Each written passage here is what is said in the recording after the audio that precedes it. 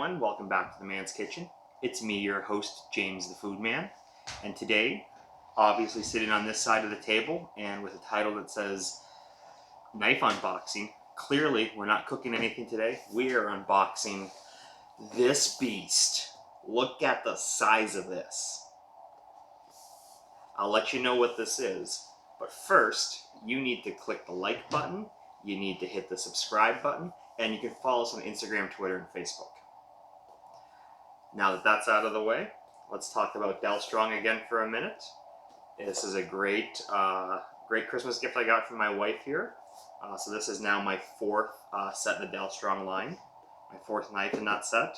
Originally, let's recap, I have the 6-inch chef knife. I love this little thing. I got the 10-inch chef knife. This thing is a workhorse.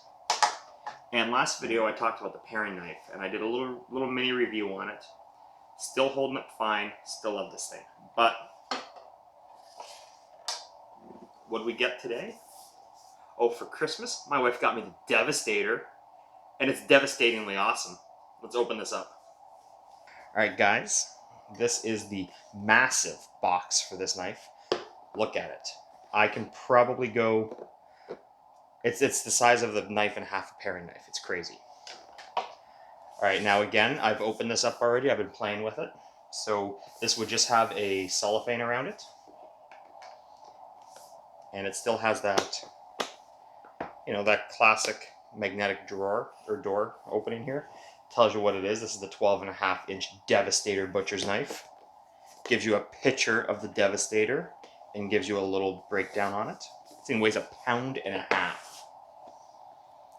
We've got the Dalstrong Lion in gray and blue. Now let's open this. Booyah! Okay, so we have the same kind of catalog pamphlet as the last time. Gives you information on knife care and stuff in the front and construction.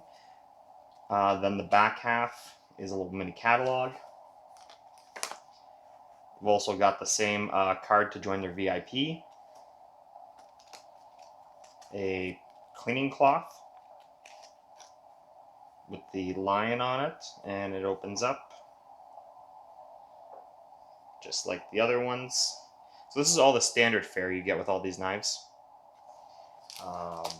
Not happy or happy card, so you can, let them know how you like this or don't like it. And another one of these. I swear I watched a video where a dude got a keychain. Now, I don't know if it was a Gladiator knife or if it was a Shogun knife. Maybe the Shoguns have the keychain. I don't know. I have to watch it again. But this is my fourth one. I have 4 of these now. But let's get to the meat and potatoes of this.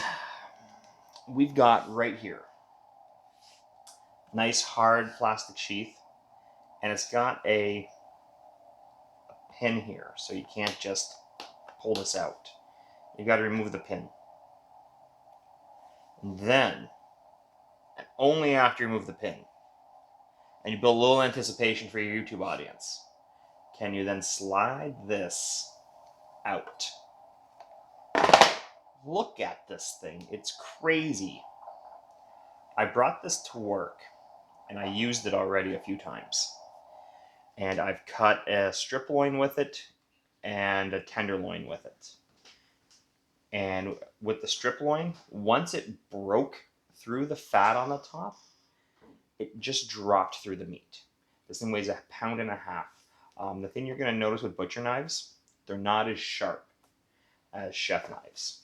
And you don't want them to be as sharp as chef knives. Because what's going to happen is if it's that sharp, when you start hitting bone, you're going to start chipping the blade. So these are a little, they're still crazy sharp, but they're not the same angle of sharpness. When I did the beef tenderloin, I sat it on and I drew it back and I didn't even feel the resistance of the meat. It just went through it like it owed me money. Literally, if you went up to a skinny person, I think you could cut them in half in one clean sweep with this. But let's see what we do with this with a cabbage. That's what I'm thinking.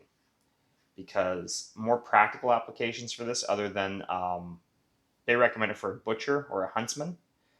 but you could also use this on squash, um, pumpkin, watermelon, anything that's really big, because this is really big. So I'm thinking we're going to try this out on a cabbage. Okay guys, if you don't have any quality knives and you go to tackle something like this with a steak knife, it's not happening. You're not, I mean, it's going to happen eventually, but it's going to take forever. And you get so frustrated with one of these. You might go out to the garage and pull out one of these. And then you take this and go through the cabbage. You make a huge mess and your wife gets pissed. So what you should do is get a reasonable sized knife like this. And it's still, cutting a cabbage still isn't one of the best things you can do, because you have this hard stump here and it's still, the cabbage is still almost bigger than the knife. So if you're fortunate enough to get something like Devastator here, walk up to your cabbage. And I'm not sure, I don't know if I possess the upper body strength to do this in one stroke, but let's see what happens.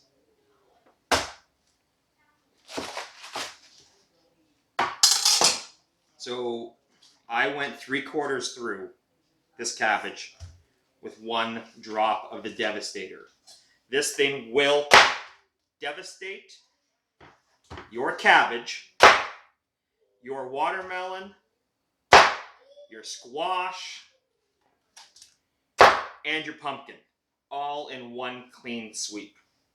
So that's why this thing is awesome. It's more practical than you think to have a knife this size. If you're making a lot of coleslaws in the summer, you're making a lot of squash soups in the fall, this thing is just awesome.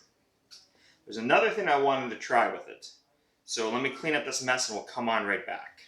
All right, guys, here's the other thing I wanted to try. A coconut. These things are hard as rocks. Now, either nothing's going to happen, we're going to get coconut milk everywhere, or I'm going to damage the Devastator. So let's see what happens when we take a whack at this coconut.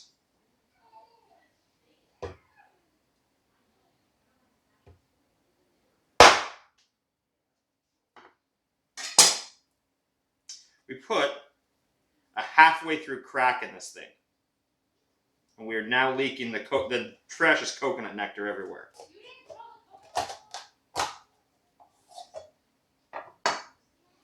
Oh yeah. You can devastate a coconut with the Devastator. So, and the blade came out just fine. So from this, I'm going to say that the Devastator gets a thumbs up in the man's kitchen. We went through a giant cabbage like it was nothing, and we beat the crap out of this coconut. Till next time, this has been a review in the man's kitchen, and I've been your host, James the Food Man.